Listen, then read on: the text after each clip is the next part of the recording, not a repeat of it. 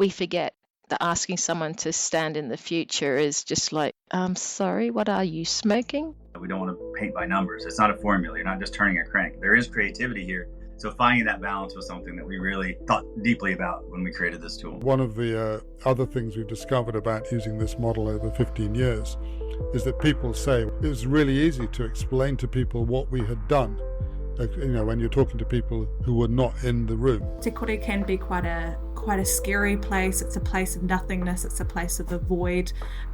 But in te kore, we have these sparks of insights and can use that kind of chaos space as being a space to consider and think in different ways.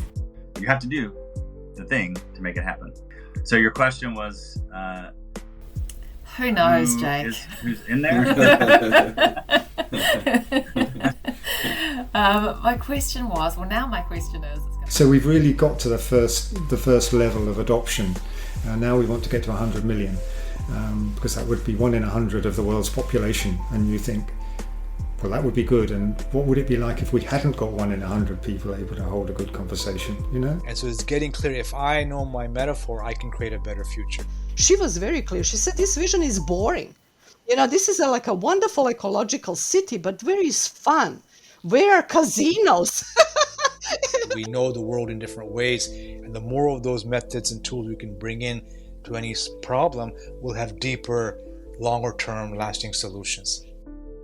The Futures Workshop, a new podcast talking to the world's leading futurists about tools they've created, in-depth conversations, practical tips and guided workshops to help you understand and use these tools in your own practice. The Futures Workshop launches July 2024 on Substack and other major podcast platforms.